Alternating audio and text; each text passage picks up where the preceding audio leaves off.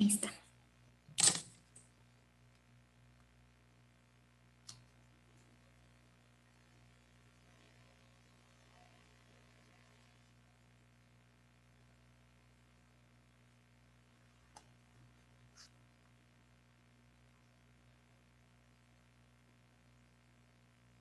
Subí a la primera, por favor.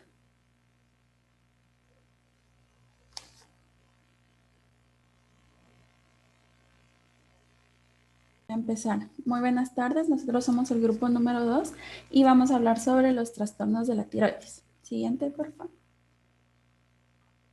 A manera de recordatorio, pues vamos a ver que la glándula tiroides va a estar ubicada en el cuello anterior a la tráquea y su importancia va a radicar en que esta es la encargada de secretar dos hormonas que van a ser muy importantes para el metabolismo y el crecimiento, que son la tiroxina T4 y la triiodotironina T3. Siguiente, por favor.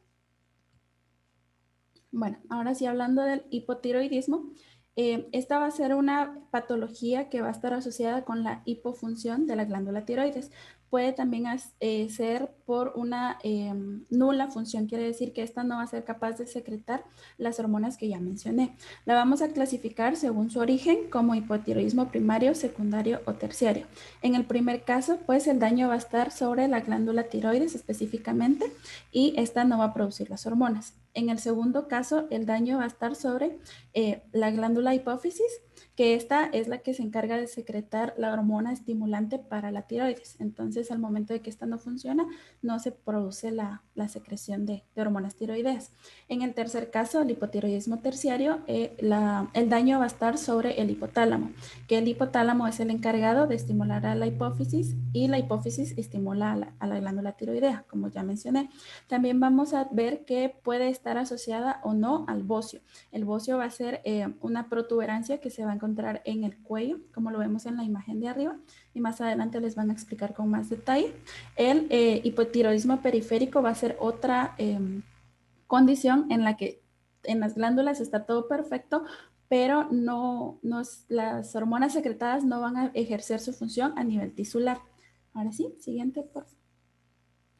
Hablando de las causas, pues el hipotiroidismo primario va a representar el 99% de los casos. Esta va a estar asociada con la tiroiditis de Hashimoto, que también se las van a explicar más adelante. Y esto es porque la glándula tiroides se va a agrandar y entonces ya no va a cumplir con sus funciones normales. Entre otras causas, podemos mencionar que el cáncer de tiroides o los nódulos de tiroides también van a provocar una hipofunción en la glándula. Y en este caso, cuando se remueve una parte de la tiroides o se remueve completamente, como vemos en la imagen de la derecha, también la función tiroidea va a disminuir o en este caso va a ser nula. Siguiente. Otras causas pueden ser el tratamiento radiactivo con yodo y 131, que esto se hace en caso de pacientes con cáncer. Obviamente al ser atacado el cáncer, pues la función de la tiroides no va a estar normal y por lo tanto no va a secretar la hormona con normalidad. Otros medicamentos como la amiodarona, que es un medicamento antiarrítmico, también puede bloquear la síntesis y secreción de las hormonas tiroideas. El tratamiento para el hipertiroidismo también puede desembocar en un hipotiroidismo si no se controla adecuadamente. Cuando consumimos demasiado yodo en la dieta o muy poco yodo, también va a afectar a la función de la glándula. Y como vimos anteriormente, ¿verdad? La glándula hipófisis o el hipotálamo también van a estar relacionados con el funcionamiento de la tiroides. Siguiente. Hablando del cuadro clínico, como ya mencioné, pues la glándula tiroides va a ser la responsable de secretar estas dos hormonas que van a ejercer diversas funciones a nivel metabólico, como ya lo vimos en clase. Entonces, van a ser varios tejidos los que se van a ver afectados. Vamos a hablar del esqueleto, pues no va a haber un crecimiento adecuado de los huesos. También hay algo importante en los bebés, que es el cierre de las fontanelas, o como coloquialmente se conoce, en verdad que es la mollera. Entonces va a haber problema en el cierre de esa sección del cráneo. Hablando también en el músculo, va a haber hipotermia, va a haber hipotonia y los músculos van a estar débiles y flácidos porque hay un problema con la fase de contracción y de contracción. En la piel, que es uno de los signos más visibles a simple vista, pues va a estar fría, va a estar pálida, puede tener una coloración amarillenta o naranja y normalmente va a estar seca y gruesa, al igual que el cabello y las uñas se van a tornar muy secas y muy débiles y quebradizas. También puede haber una acumulación de líquido debajo de la piel que va a dar la sensación de inflamación. A nivel gastrointestinal, pues vamos a tener estreñimiento, va a aumentar el colesterol total y el HDL. En estos casos, como el metabolismo en general se ve reducido, pues los pacientes tienden a aumentar de peso, como nos mencionaba la Lica en la clase la otra vez. Los pacientes, aunque coman, digámoslo así, bien, sano y hagan ejercicio, pues tienen dificultad para bajar de peso. A nivel cardiovascular, pues vamos a encontrar una disminución de la frecuencia cardíaca, también del volumen cardíaco, lo que puede provocar una anemia y una hipotensión. Y el sistema renal, que también está asociado con el cardiovascular, pues también se va a ver afectado. A nivel del sistema nervioso central, vamos a ver que los pacientes con hipotiroidismo tienden a presentar retraso mental, sobre todo en funciones como el habla y la memoria. Siguiente, por favor. Acá vamos a ver dos condiciones que están asociadas al hipotiroidismo. Primero, el mixedema, que normalmente se da en pacientes de edad avanzada cuando no se les da un tratamiento por mucho tiempo. Aquí lo que vamos a tener son bolsas de ácido hialurónico y sulfato de condroitina que se van a acumular en zonas intersticiales. Normalmente van a dar esa sensación como que la piel está inflamada. En el caso del cretinismo, que ya lo habíamos visto también en clase, pues este se va a dar un hipotiroidismo en la etapa fetal durante la lactancia o durante la infancia. Algunos pacientes pues tienden a nacer normales porque están recibiendo las hormonas de la madre, pero una vez que estas hayan sido degradadas, pues empiezan a presentarse los signos y los síntomas, sobre todo un retraso en el crecimiento y un retraso mental. Y un signo muy característico es el crecimiento excesivo de la lengua, que se conoce como macroglosia y hace que los pacientes tengan problemas para deglutir y para respirar. Siguiente. Hablando de la fisiopatología, pues vamos a ver primero el eje normal. En este caso, como les mencioné, el hipotálamo estimula a la hipófisis a través de la liberación de la TRH, que es la hormona liberadora de tirotropina. La hipófisis se va a encargar de estimular a la glándula tiroides a través de la hormona estimulante de la tiroides, que es la TSH, y pues la glándula tiroides se va a encargar de sintetizar y secretar las hormonas T3 y T4 por un proceso de retroalimentación negativa. Cuando ya se alcanzan los niveles séricos normales y adecuados de la T4 y la T3, pues se le envía una señal al hipotálamo y a la hipófisis de que ya no secreten más las hormonas estimuladoras. Siguiente. Entonces, en condiciones patológicas, cualquiera que sea las causas que ya mencioné, sobre todo la tiroiditis de Hashimoto, que es la principal, pues esta provoca un descenso de la actividad tiroidea. Esto hace que no haya suficiente hormona T3 y T4 en sangre y entonces se le manda una señal de nuevo al hipotálamo y a la hipófisis para que empiecen a secretar más hormonas estimulantes, principalmente la TSH. Entonces, en sangre vamos a tener un aumento de esta hormona que no va a ejercer ninguna función, ¿verdad? Porque el daño está en la glándula tiroidea. Como no hay suficiente hormona, pues se van a producir todos los síntomas que ya les mencioné, sobre todo la fatiga, la somnolencia, la lentitud muscular, la bradicardia y todos los demás, y principalmente el aumento del peso corporal. Entonces, si estos no se tratan adecuadamente, pues vamos a desembocar en el mixedema. Siguiente. Para el diagnóstico, primero, pues el doctor que atienda a nuestro paciente tiene que identificar los signos exteriores, por así decirlo, va a tomar frecuencia cardíaca, frecuencia respiratoria, los signos de la piel, del cabello, etcétera. Y si hay sospecha de hipotiroidismo, se tienen que hacer análisis sanguíneos para verificar las concentraciones tanto de la hormona estimulante tiroidea como de la T4 en su fracción libre. Aquí lo más interesante, tenemos un algoritmo para identificar el tipo de hipotiroidismo, pero el principal es el primario, como había mencionado. Entonces, en este caso vamos a tener una alta TSH, pero una baja T4. Siguiente, por favor. Bueno, Para el tratamiento, pues esencialmente no hay cura, los pacientes se tienen que tratar de por vida y lo que se utiliza son preparados sintéticos de hormonas tiroideas. Hay diferentes preparados, pero el de elección va a ser la levotiroxina sódica. La presentación es en tabletas de 100 microgramos, pero esta se debe adecuar según el paciente, según la cantidad de hormona que tenga, según su edad y su peso corporal. Lo idóneo es alcanzar un nivel de TSH entre 0,5 a 3 miliunidades por litro. Y en pacientes jóvenes, pues se busca que lo ideal sea 1,5 miliunidades por litro. Siguiente. Hablando de la evolución, vamos a ver que se tienen que hacer controles muy frecuentes de la hormona después de iniciar el tratamiento.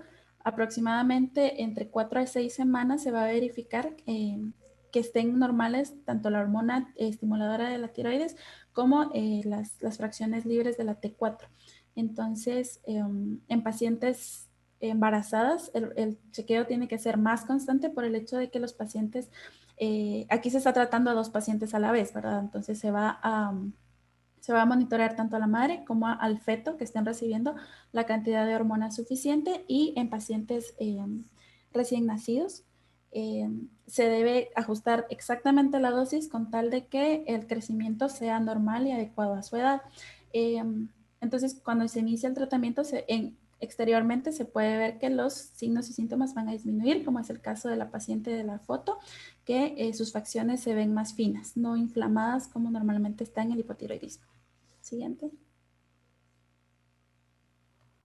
En el pronóstico de los pacientes con mixedema se va a ver si su tratamiento y diagnóstico son tempranos, van a tener un buen pronóstico y un mejoramiento. Mientras que en los pacientes con cretinismos, ellos si son tratados y antes de las 2 semanas que tienen, antes de 2 semanas extra, cuando ya nacieron, extra, no, ellos no van a presentar ninguna consecuencia. Pero si se atrasa el tratamiento, ellos pueden llegar a tener una reducción en su coeficiente intelectual, lo que se va a ver como retraso mental. Siguiente. Ahora bien, en Guatemala tenemos que se registraron 1932 casos de hipotiroidismo desde el 2017 al 2020 y en su mayoría fueron mujeres, siendo un 83% de casos. Esto es un comportamiento esperado, ya que a nivel mundial la incidencia es de 3,5 en mujeres, mientras que en hombres es de 0,6. Si nos damos cuenta, de igual forma en la gráfica, los pacientes con mayor morbilidad son las mujeres de 40 a 44 años, mientras que en hombres se presentan a edad de 70 o más. Siguiente. Ahora vamos a hablar sobre el hipotiroidismo. Siguiente. Esta va a ser una hiperactividad de la glándula de tiroides. Esto va a aumentar su síntesis y la liberación de las hormonas tiroideas. También se va a observar un aumento del tamaño de la tiroides. De la tiroides. Siguiente. En sus causas, principalmente, el 80% va a ser causado por la enfermedad de Graves Basedow y posterior, otra causa más común es por los nódulos tiroideos. Estos van a ser el bocio tóxico y también las otras causas tenemos como la tiroiditis, el aumento de niveles de yodo, los tumores benignos y algunos cánceres de ovario y de testículo. Siguiente. De cuadro clínico, los síntomas vamos a ver que hay taquicardia, temblor, la piel caliente o húmeda, eritema capilar, que es un enrojecimiento e irritación de la piel, hiperactividad y fragilidad capilar. en síntomas vamos a ver igual nerviosismo, hipersudoración, intolerancia al calor, debilidad muscular, pérdida de peso, aumento del apetito y aumento en el número de posiciones. También podemos como observar en la imagen que igual va a haber como el aumento de la glándula de tiroides, se va a observar el bocio. Siguiente. En fisiopatología tenemos que esto se va a deber a una anomalía en las secreciones de la TSH, como también en los receptores TSH que se encuentran en la tiroides, por lo que no va a haber esta regulación por parte de la T4 y la T3. Entonces se va a ver una sobreproducción de estas hormonas y lo que va a causar lo que es el metabolismo acelerado. También puede causar el crecimiento de lo que es la tiroides. Siguiente. Ahora bien, en el diagnóstico tenemos análisis de sangre. En este se va a medir los niveles de TSH, en los cuales se va a observar que pueden ser bajos o normales. Esto va a depender de la causa, ya que si están bajos, quiere decir que el problema está en los receptores TSH. Mientras si se encuentran normales, vamos a tener que es por las secreciones de la TSH. Pues sí, pero mientras. En las pruebas de captación las pruebas de captación de yodo radio, en esta se va a ingerir el radioactivo y la cual se va a estar monitoreando los niveles de yodo en la tiroides, como se observa en la imagen, en el círculo que A. En la tiroides, su acumulación de yodo es normal, mientras que en la B y en la C podemos ver que es anormal, ¿verdad? Tiene una mayor concentración. Siguiente. En la gammagrafía de tiroides, esta en vez de ingerido va a ser inyectado y por medio de un escáner se van a observar igual la acumulación de yodo en la tiroides. En la imagen 1 tenemos lo que es la tiroides normal, mientras en la 2 y en la B, si nos damos cuenta, hay una acumulación de yodo. En la ecografía de tiroides, igual son imágenes de la tiroides. En la A está contorneada una tiroides normal, mientras en la otra imagen está circulado lo que es la tiroides. Entonces, si nos damos cuenta, son tamaños muy diferentes, lo que nos indica un aumento del tamaño de la tiroides. Siguiente. En tratamientos tenemos los farmacológicos, que están los ureilos. Estos está el carbimamol, carbimazol, el tiamiazol y la propiltiouracilo. Estos van a ser los tratamientos de primera elección.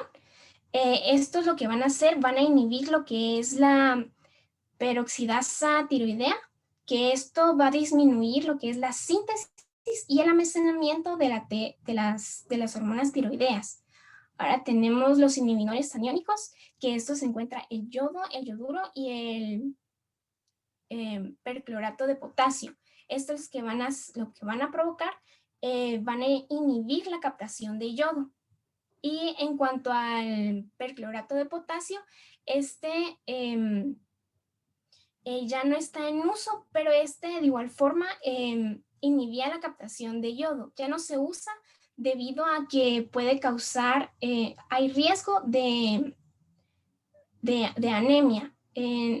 Ahora están los antagonistas de los receptores beta-adrenérgicos, que estos únicamente van a tratar los síntomas de la hipotiroidismo. Siguiente.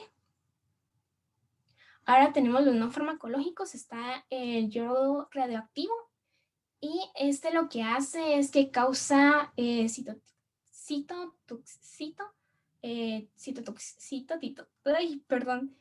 acción citotóxica, que esto lo que va a hacer es va a reducir las las células anómalas. Entonces va a reducir lo que es el tamaño de la tiroides. Esto lo que puede provocar un efecto secundario es que puede causar hipotiroidismo. Y posteriormente tenemos lo que es la cirugía, que es la remoción de una parte de la tiroides. Siguiente. Bueno, respecto a la evolución y pronóstico, el hipertiroidismo suele seguir una evolución persistente y progresiva, pero alrededor de una cuarta parte de los pacientes con la enfermedad da una remisión espontánea de la enfermedad. Con un tratamiento adecuado, el hipertiroidismo es fácil de controlar y curar, y su pronóstico es bueno, pero sin tratamiento puede causar complicaciones. Y es que, como se puede observar, hay varios tratamientos que hacen que el hipertiroidismo sea por lo general curable. En el caso del hipertiroidismo causado por la enfermedad de Graves, es raro que mejore por sí mismo y normalmente empeora con el tiempo. Esta enfermedad tiene muchas complicaciones que afectan de vida al paciente y suele ser causa a bajas laborales frecuentes. Siguiente, por favor. En las incidencias, en la figura de la izquierda se puede observar la proporción de incidencias conforme al sexo en los años de 2017 al año 2020, donde se puede verificar que el porcentaje de casos diagnosticados es mayor a las mujeres que en los hombres, presentando un 81% y 19% de casos respectivamente. Las incidencias es mayor en mujeres porque es característico de las mujeres presentar variaciones hormonales durante toda su vida y que estas las hacen más susceptibles a modificaciones en sus respuestas inmunológicas. En la figura de la derecha se puede observar la incidencia segmentada por departamentos y el número mayor de casos se encontró en el departamento de Petén con 166 casos, seguido con el departamento de Guatemala con 132 casos. Siguiente. Bueno, sobre el bocio tóxico nodular, es el más común de todos los trastornos de la glándula tiroides, el cual es el resultado de la heterogeneidad genética de las células foliculares y la aparente adquisición de nuevas cualidades celulares que se vuelven heredables. La glándula tiroides normal es una estructura bastante homogénea, lo cual se puede observar en la imagen superior, pero a menudo se forman nódulos dentro de su sustancia, en la cual se puede observar en la imagen inferior. Estos nódulos pueden ser solo el crecimiento y la función de folículos llenos de coloides localizados o adenomas o quistes más o menos discretos, pero regularmente consisten en un agravamiento de la glándula tiroides. Siguiente, por favor. Respecto a las causas, podemos mencionar los factores genéticos que, a diferencia de los bocios esporádicos causados por la reacción genómica recesiva espontánea, la mayoría de los casos de bocio familiar presentan un patrón de herencia autosómico dominante, lo que indica efectos genéticos predominantes. También podemos mencionar la mutagénesis, lo cual la hiperplasia causada por el agotamiento de yodo ha revelado que, además de un aumento de la actividad funcional, se produce un significativo aumento en el número de células tiroideas. Estos dos eventos probablemente inducen una serie de eventos de mutación. También puedo mencionar el consumo de biociógenos naturales, ya sea por sustancias bociogénicas en su dieta que se han administrado por otras afecciones. Se han obtenido resultados usando combinaciones de los 3 biociógenos más relevantes contenidos en el repollo. Siguiente, por favor. Respecto al cuadro clínico, podemos mencionar una hinchazón visible en el base del cuello que se puede ser evidente especialmente al rasurarse o usar maquillaje. También las personas pueden presentar una sensación de tirantes en la garganta, tos ronquera, dificultad para tragar y dificultad para respirar. Siguiente. Respecto a la fisiopatología de bocio nodular tóxico, la hiperplasia inducida por un estímulo bociógeno, como es la deficiencia de yodo, es el paso más temprano, ya que el cuerpo necesita yodo para producir la hormona tiroidea. Si no se obtiene suficiente yodo en su dieta, la tiroides se agranda para tratar de capturar yodo, el yodo que pueda, para poder producir la cantidad adecuada de hormona tiroidea. Además de un aumento en la actividad funcional, hay un gran aumento del número de células tiroideas, dado que el crecimiento total de células es periódicamente, el bocio es propenso a desarrollar nódulos con el tiempo. Esta replicación de las células tiroideas conduce a un aumento de la mutagénesis, ya sea por la producción de peróxido o radicales libres, o indirectos como es la proliferación celular y aumento de la división celular. Posteriormente, la hiperplasia conduce al desarrollo de clones celulares heterogéneos. Algunos de estos clones muestran mutaciones somáticas en el receptor de la hormona estimulante de la tiroides, originando nódulos con autonomía de función o con mutaciones que conducen a la desdiferenciación de O-adenomas. Siguiente, por favor. Respecto al diagnóstico, se debe cuantificar la hormona estimulante de la tiroides para excluir el hipertiroidismo o el hipotiroidismo subclínico. También puedo mencionar la gamografía con sondas solitarias o múltiples, el hallazgo por ultrasonidos de nódulos solitarios o múltiples, o la tomografía computarizada y resonancia magnética que demuestran nódulos solitarios o múltiples con ecogenicidad variable.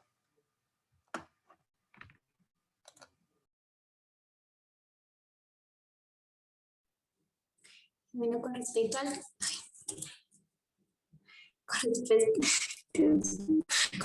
al tratamiento farmacológico, pues acá se administra una inyección local de etanol, también metimazol sódico y el propiltiuracilo, que este es el tratamiento de elección para mujeres embarazadas.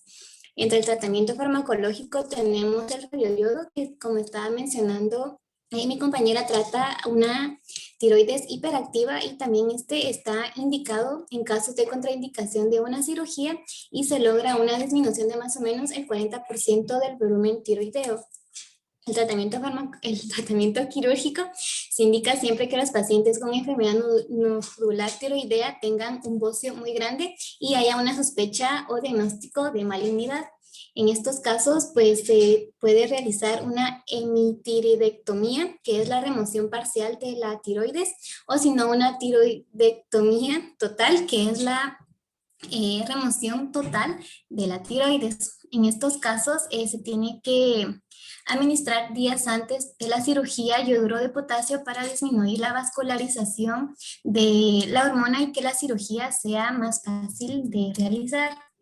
Entre la evolución, pues el crecimiento intratorácico y la evolución de bocio nodular tóxico es muy relativamente frecuente en sujetos de edad avanzada y estos suelen tener signos y síntomas de compresión y de hipertiroidismo. Y también debido a su condición, también se pueden presentar arritmias y otras complicaciones cardiovasculares como crisis tirotóxica. De incidencia en Guatemala, pues esta enfermedad es muy poco frecuente. Podemos ver que en Petén en el 2018 hubo un caso, en el 2019 en Guatemala se presentaron 2 y en Chimaltenango el año pasado pues solo 1. Podemos ver en esta gráfica que no se han detectado casos en hombres, solo en mujeres, donde las edades de 20 a 34 años son las más afectadas. Y la prevalencia a nivel global es del 13.33%, pero esta aumenta en áreas con déficit de yodo que podemos ver en este mapa. Y las edades más afectadas son entre los 18 y 65 años de edad, siendo más frecuente también en el sexo femenino. Y algunos factores que aumentan su incidencia es el tabaquismo o las terapias con radiación. Ahora, respecto al bocio, sobre el bocio simple, se conoce como bocio simple al que no se debe a la existencia de una enfermedad autoinmunitaria, una tiroiditis o una neoplasia, aunque en ocasiones alguno de estos procesos puede acompañarlo. El bocio simple designa una hipertrofia difusa, normofuncional, no inflamatoria y no neoplásica de alguna tiroidea. Siguiente. Respecto a las causas, el déficit de yodo es el factor etiológico más estudiado. Es el más relevante de desarrollo de bocio y el que define al bocio endémico como entidad nosológica. También la ingesta de bociógenos, como es el tiosionato y el peplorato, ya que estos disminuyen la captación tiroidea de yodo, y el propiltiuracilo, entre otros, lo que produce un déficit de la organificación intraurerea de yodo.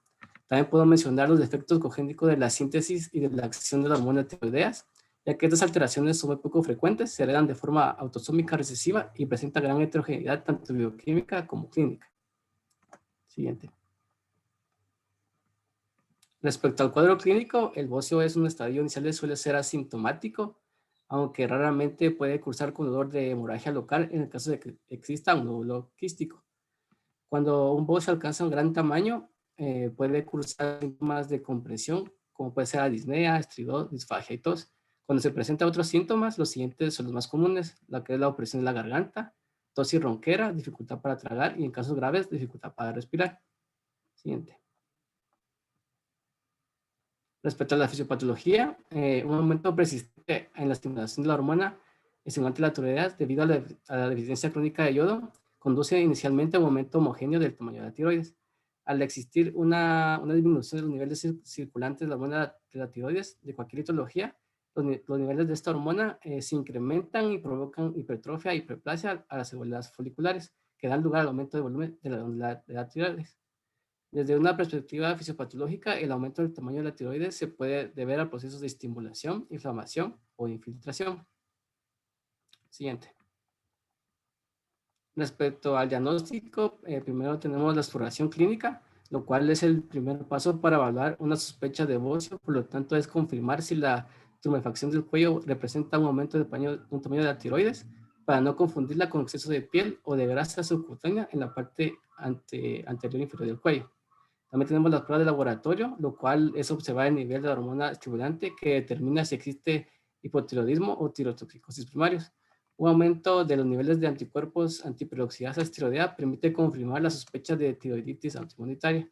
También tenemos la prueba de imagen, lo cual consiste de una ecografía cervical, que es la mejor prueba de imagen para definir la naturaleza y la extensión de un bocio limitado al cuello.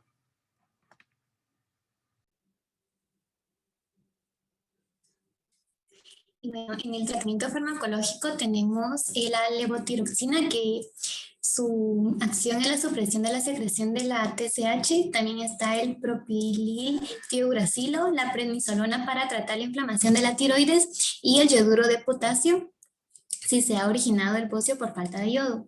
Y también entre el tratamiento no farmacológico, si la causa ha sido una carencia de yodo, pues también se puede incluir sal yodada a la dieta, y también el yodo radioactivo, que trata una tiroides hiperactiva.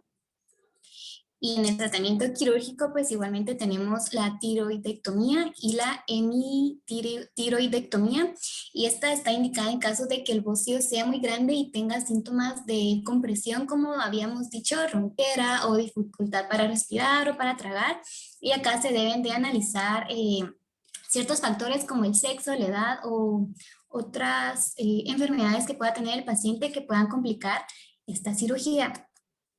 Entre la evolución, pues relativamente es buena, y su evolución desfavorable depende solo de la posible aparición de fenómenos de compresión, y las mayores complicaciones que pueden producirse pues son estas, ¿verdad? Y la dificultad para deglutir o para respirar, y los problemas asociados con el cáncer de tiroides.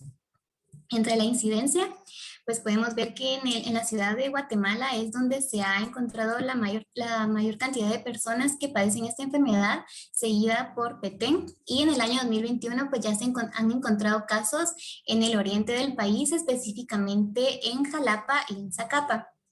El bocio podemos ver que es más frecuente en mujeres que en hombres, y en hombres la mayor prevalencia está entre las edades de 5 a 19 años y de 20 a 39 años. Y en el sexo femenino, pues las más afectadas han sido las que están entre los 20 y 39 años.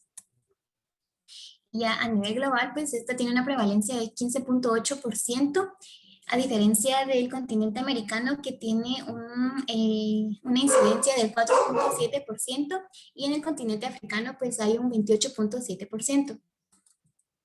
Bueno, ahora la tiroiditis. Esta en general es una inflamación de la glándula tiroides debida a diferentes causas, pero se pueden clasificar en estos tres tipos. Tenemos la tiroiditis crónica, que acá se incluye la de Hashimoto y la de Riedel; la subaguda, que es una tiroiditis de Quervain; y la silente o indolora. También está la aguda, que esta es supurada, y acá se incluye la inducida por fármacos, radiación o la posparto.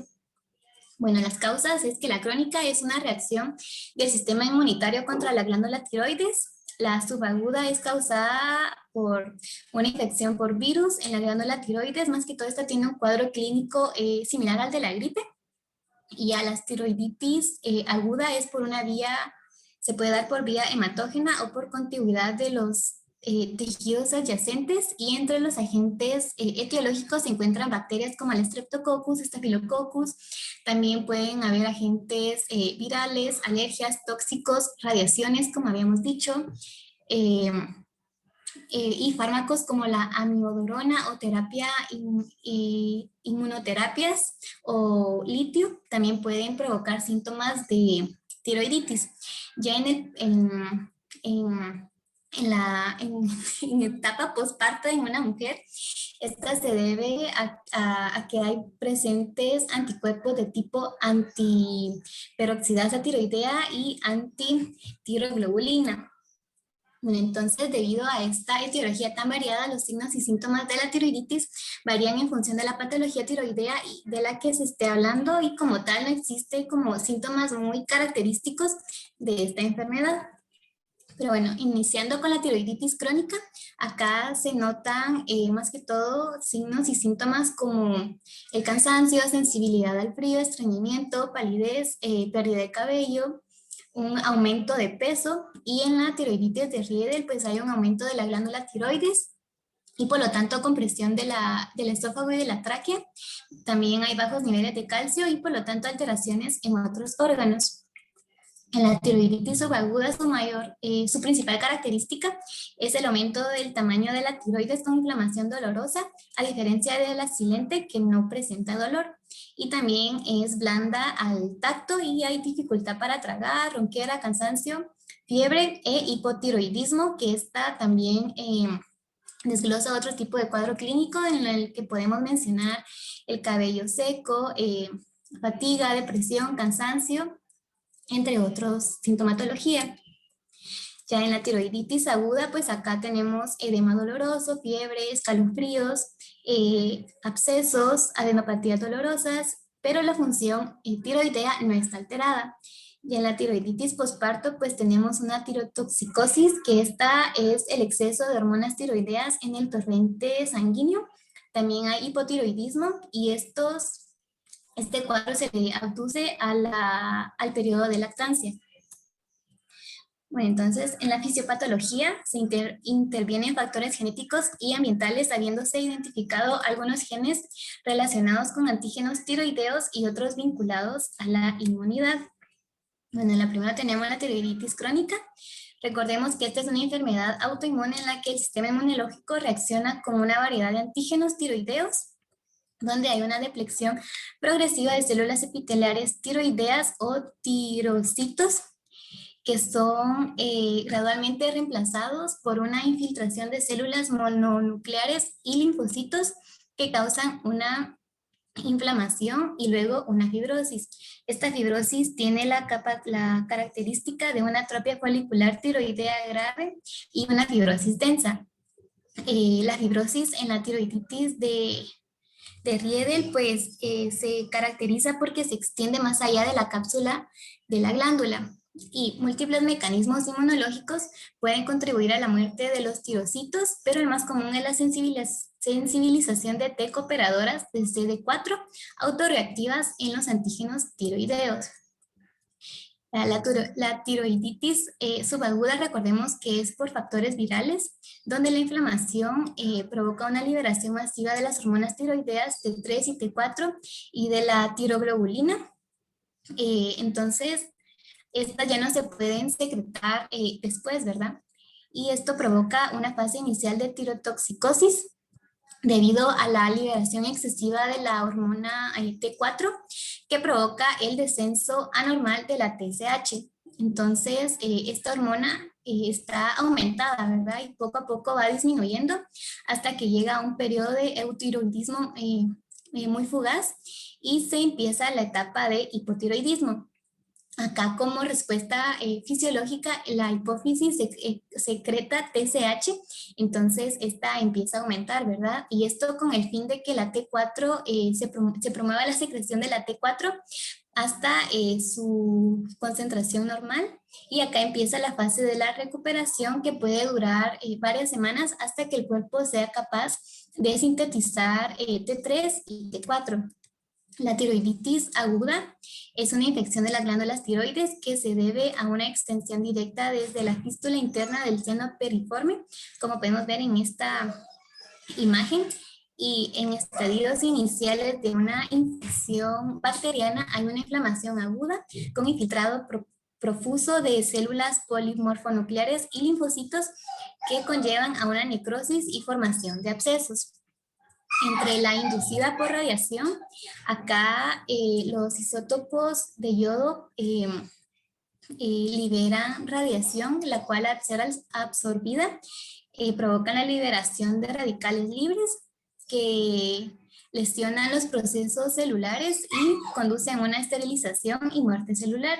Y depende de la terapia con radiación que se esté llevando a cabo, pues también hay varios cambios histopatológicos en los que se puede mencionar una vascularización, necrosis celular y también edemas. En la tiroiditis posparto, pues como sabemos, durante el embarazo hay una acción disminuida del sistema inmunitario que se va normalizando después del parto, pero entre los 3 y el 12º mes posparto, pues hay como un rebote o una actividad muy brusca de este sistema, por lo que puede provocar enfermedades autoinmunes, entre estas la tiroiditis. Y esta se debe a la presencia de anticuerpos antitiroideos, más que todo el antiperoxidasa tiroidea, que provoca una infiltración linfocitaria de la tiroides y provoca la destrucción de las células tiroides. Y esto lleva a un exceso de la liberación de hormonas tiroideas. Ya en la tiroiditis que ha sido inducida por fármacos, por ejemplo, la amiodarona, que es un antiarrítmico, esta provoca hipotiroidismo debido a que provoca la inhibición de la iodación de la tiroglobulina y también suprime la síntesis de hormonas tiroideas. Esta acción provoca una tirotoxicosis que provoca el fallo cardíaco u otras enfermedades cardiovasculares.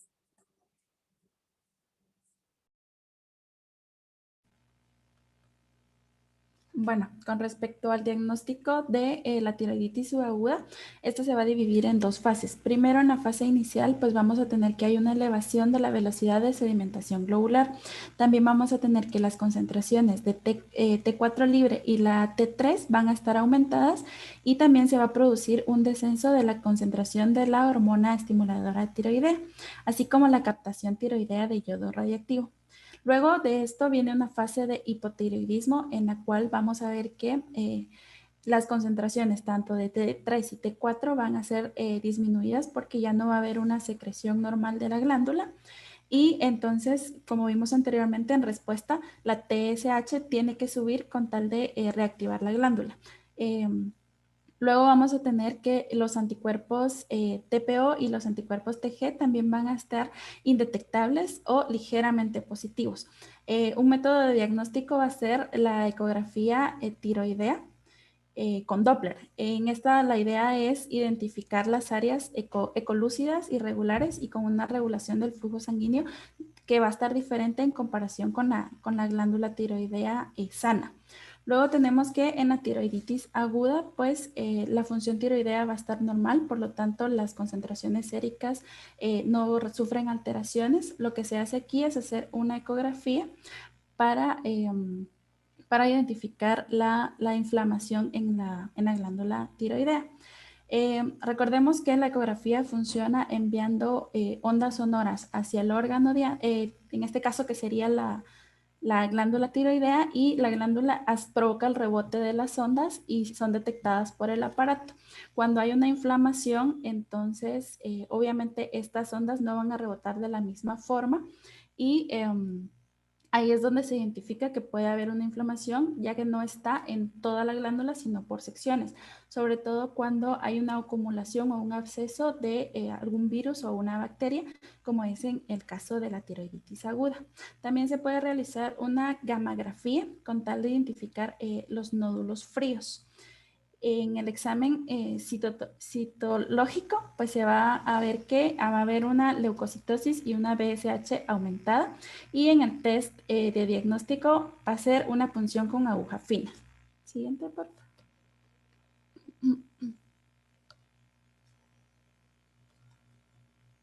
Siguiente. No sé si cambiaste. Ok. Luego tenemos la tiroiditis silente, que como dijo Diana, es la que no va a provocar ningún tipo de dolor.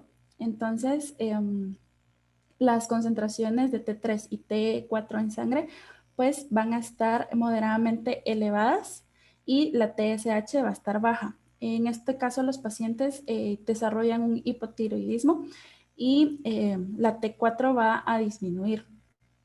En el recuento de leucocitos pues va a estar normal y la BSG, que es la velocidad de sedimentación globular, puede estar un poco aumentada. De igual forma se realiza la ecografía y vamos a ver que hay una disminución de la hipoecogenicidad. Quiere decir que el rebote de las ondas, como les había mencionado, es menor a lo normal, y heterogéneo quiere decir que no va a ser igual en toda la glándula, sino que van a haber secciones más densas o secciones más inflamadas. También se puede realizar una biopsia con aguja fina para confirmar el diagnóstico. En el caso de la tiroiditis postparto, pues lo que se va a buscar aquí van a ser los anticuerpos TPO, que van a estar normalmente en el 60 al 85% de las mujeres con este tipo de tiroiditis. Los valores de la TSH y las hormonas tiroideas también se van a lograr identificar para ver si realmente es una tiroiditis. Aquí se tiene que diferenciar del hipertiroidismo por bacterias del grupo B. Esto se va a realizar a través de un estudio Doppler y normalmente se debe estar reevaluando al paciente cada 3 o 4 semanas. Siguiente. Bueno, luego tenemos la tiroiditis inducida por fármacos. Esta puede provocar dos tipos, el tipo 1, cuando hay un hipotiroidismo inducido por yodo, y el tipo 2, que se refiere a una tiroiditis destructiva.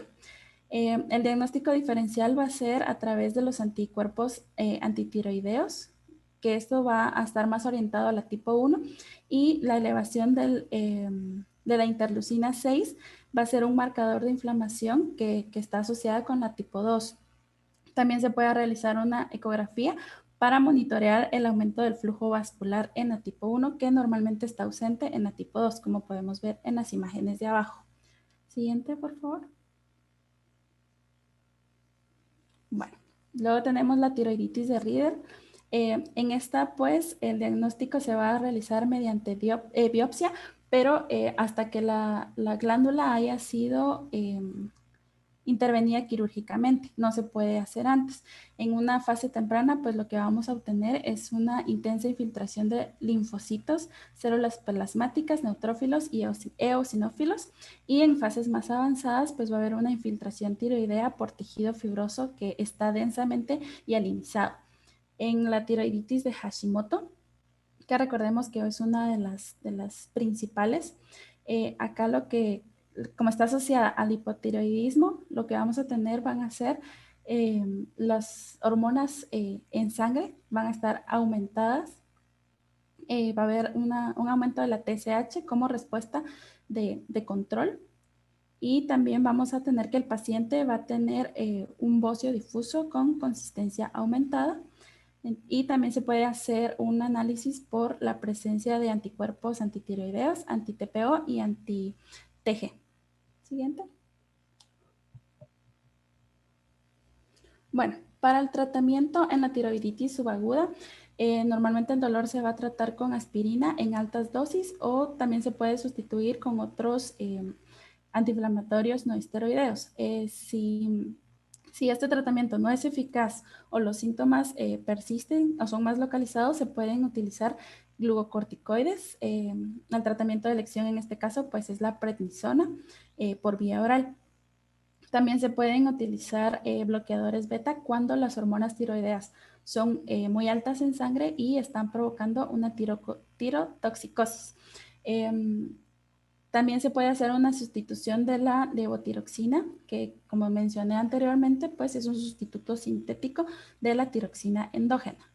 En la tiroiditis aguda, como aquí vamos a tener presencia de un agente infeccioso, lo que tenemos que hacer es una antibiótico terapia, y esto va a ser en régimen de hospitalización. También se puede realizar un drenaje quirúrgico para los abscesos que hayan en la glándula tiroides, y por último pues se va a llevar a una extirpación parcial o total de la glándula, ¿verdad? Depende de qué tan afectada esté, se va a remover una parte o su totalidad. Luego de que se haya eliminado esta infección, pues lo que se tiene que hacer es administrar un tratamiento postoperatorio que va a estar basado en antibióticos. Se tiene que identificar el tipo de organismo patógeno que estaba causando la infección y tratarlo específicamente. Por ejemplo, si fuera la S. aureus, se va a usar cefazolina, y si fuera algún estreptococo, se puede utilizar una penicilina o una ceftriaxona. En la tiroiditis silente, pues los pacientes normalmente no precisan tratamiento porque no hay un cuadro clínico específico como dolor o algo así. Sin embargo, pues en la fase hipertiroidea, como hay un aumento de las concentraciones de hormonas tiroideas, lo que se pueden utilizar son beta bloqueantes como el propanol. Y en una fase de hipotiroidismo, lo que se va a hacer es tratar de elevar las concentraciones séricas de las hormonas tiroideas, y se puede utilizar la levotiroxina, ¿verdad? Como dije anteriormente también, tiene que estar adecuado a las necesidades del paciente, y normalmente esta resulta apropiada después de 8 a 12 semanas de iniciar el tratamiento, y se tiene que reevaluar constantemente. También se pueden administrar fármacos corticosteroides o antitiroideos después de la cirugía, y si es necesario, un tratamiento con yodo radiactivo. Siguiente, por favor. Bueno, en la tiroiditis postparto, en las fases de hipertiroidismo o hipotiroidismo, no se va a administrar tratamiento a menos que sea muy necesario, ya que estos cambios de la glándula tiroides son leves, por así decirlo. Luego de 2 meses, pues ya se puede iniciar con un tratamiento para detectar la fase hipotiroidea. Como dije anteriormente, si hay hipotiroidismo, utilizamos beta bloqueantes, y si hay hipotiroidismo, vamos a usar la levotiroxina. En la tiroiditis inducida por fármacos va a depender del tipo 1 o tipo 2. Si es de la 1, se pueden usar las tionamidas, y estas van a ser utilizadas a dosis elevada. También es importante suspender los fármacos que estén causando la tiroiditis, como por ejemplo la amiodarona, que dijimos anteriormente, es un antiarrítmico, y se debe consultar con el cardiólogo, ¿verdad? Para que no hayan interacciones en otros sistemas. También se puede utilizar el perclorato potásico, y normalmente se utiliza durante 6 días. En el caso de la tiroiditis inducida por fármacos tipo 2, aquí no basta con suspender el fármaco que está causando la patología, sino que hay que administrar la prednisona, que es un glucocorticoide, y normalmente se va a ir graduando dependiendo de las necesidades del paciente. De ser necesario y que la glándula esté muy afectada, se va a realizar una tiroidectomía. Siguiente.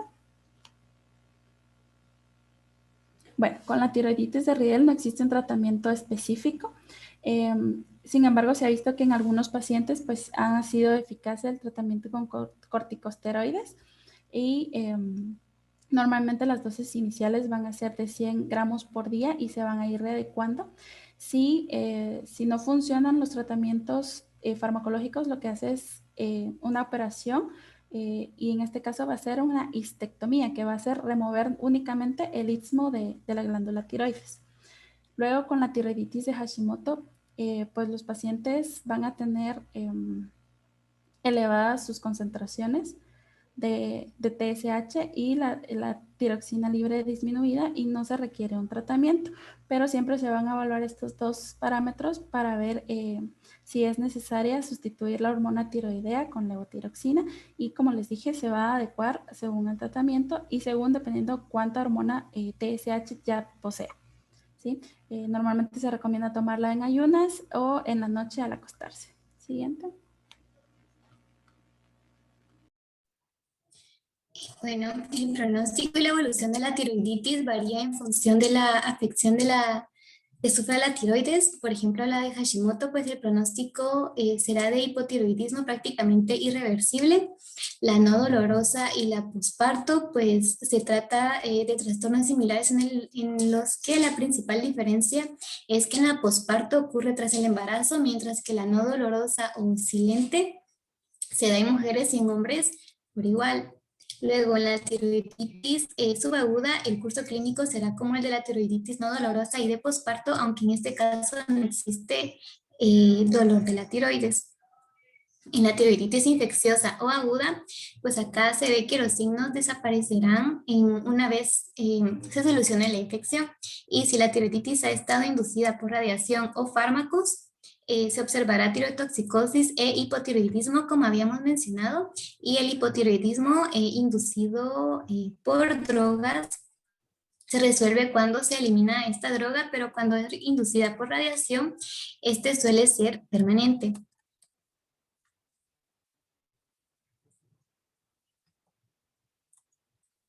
Bueno, entre las incidencias podemos ver que en el 2017, que son las barras celestes, hubieron 53 casos.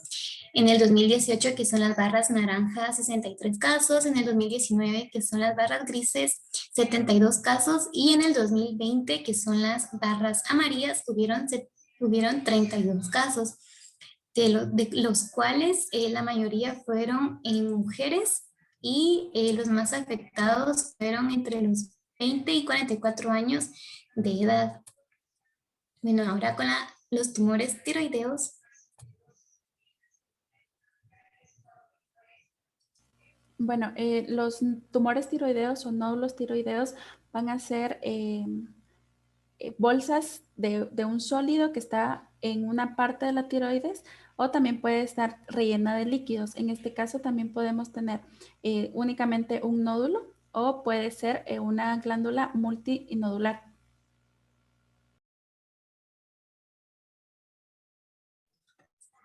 Bueno, entre las causas, pues cuando las células tiroides sufren mutaciones o cambios genéticos que permiten que las células crezcan y se multipliquen rápidamente, pueden invadir el tejido cercano y pueden propagarse o hacer metástasis a otras partes del cuerpo y formar un tumor. Algunos de los factores que pueden aumentar el riesgo es el sexo, siendo el femenino el más afectado. También la exposición a niveles altos de radiación en tratamientos de radioterapia, por ejemplo en la cabeza o en el cuello. Y también síndromes genéticos heredados, como por ejemplo la neoplasia endocrina múltiple.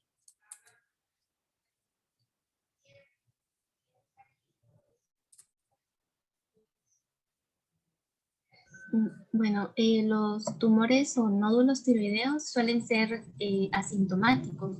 Por lo mismo se detectan casi que por accidente durante una palpación en un examen de rutina o cuando se realiza un ultrasonido de cuello. Pero también hay síntomas y signos como disfagia, ronquera y disnea que están presentes cuando un nódulo es maligno.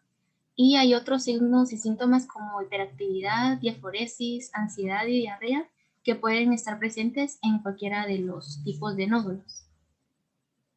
Siguiente, por favor.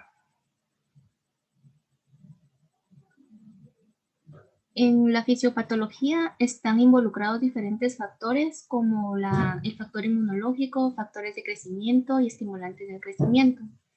Estos pueden deberse a una respuesta hiperplástica, que generalmente es cuando se trata de un solo nódulo. Aquí lo que sucede es que los niveles de T3 y T4 están disminuidos, por lo que la hipófisis secreta mayor cantidad de hormona estimulante de tiroides, y sí aumenta los niveles de T3 y T4, pero también puede aumentar la vascularización y la celularidad, que es lo que provoca la hiperplasia.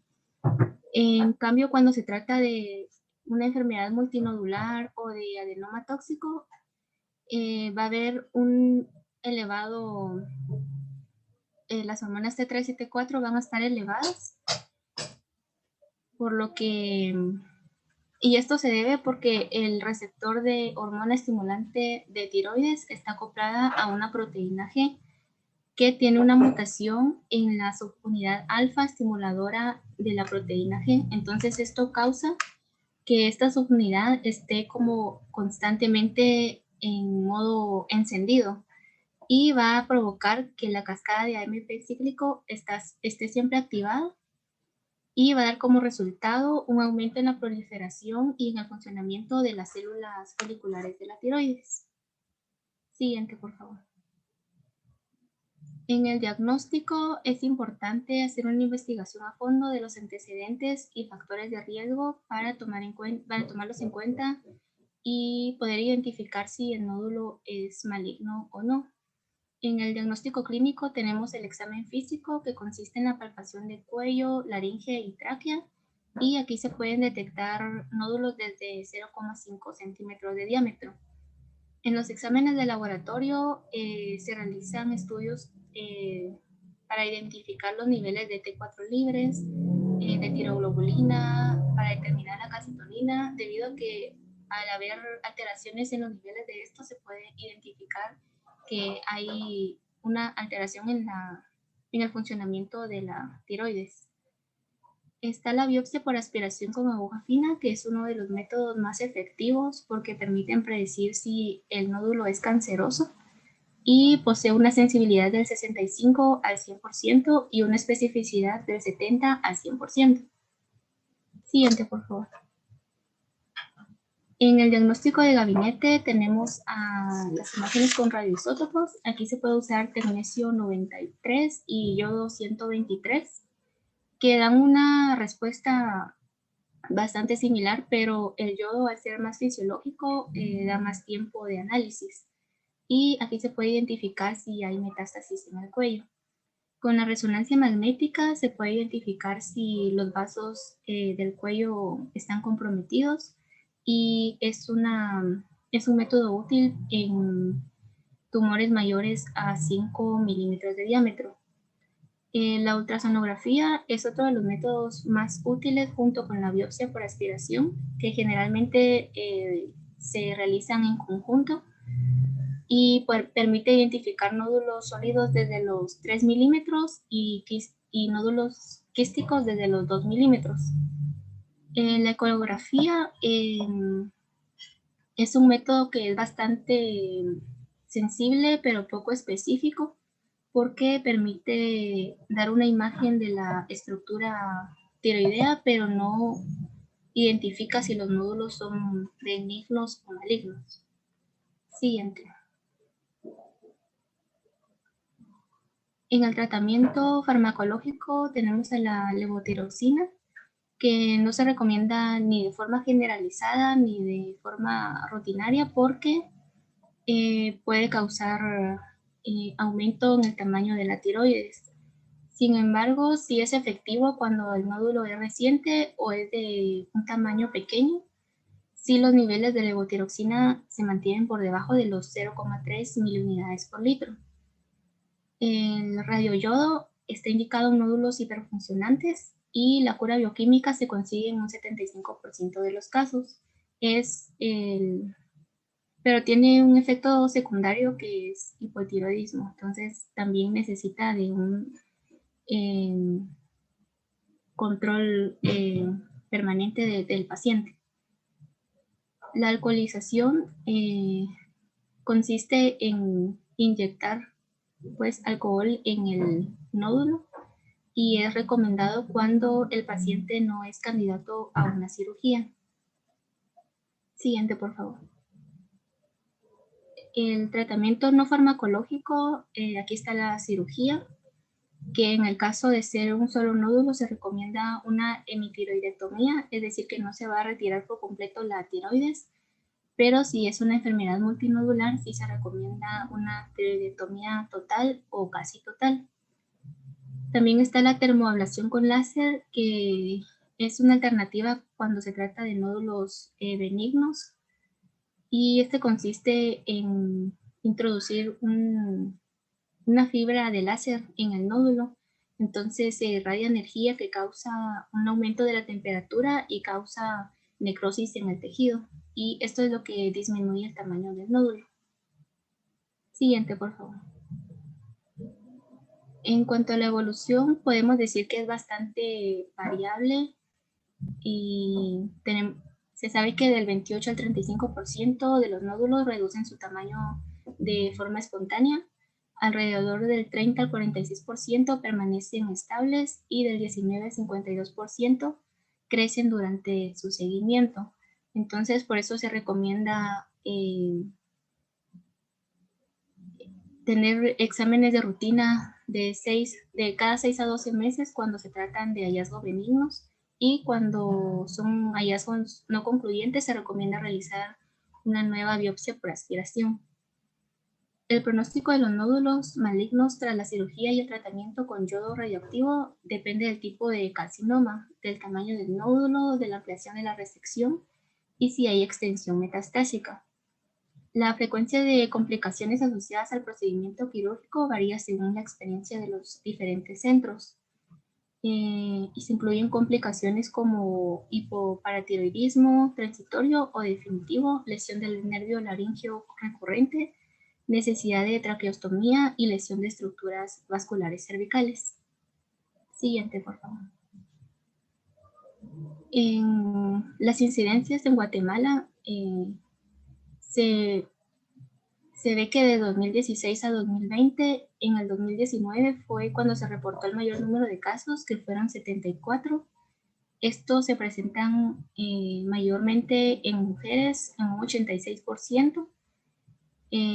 También se reporta mayor número de casos en los departamentos de Petén y Huehuetenango. Y las edades en las que se presenta mayormente es en jóvenes adultos de los 30 a 49 años. Siguiente, por favor. La prevalencia a nivel mundial depende del método que se use para evaluar este tipo de nódulos.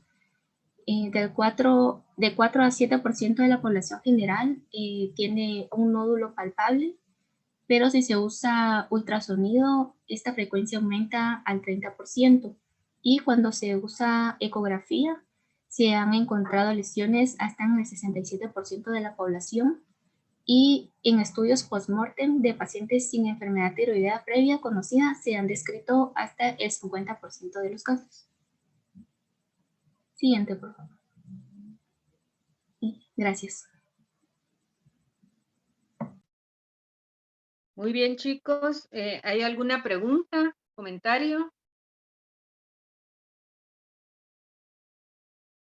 Si no hay preguntas, solo me resta, ya que estamos sobre el tiempo, solo me resta felicitar a los dos grupos, estuvieron muy bien. Y recordarles que el próximo miércoles 20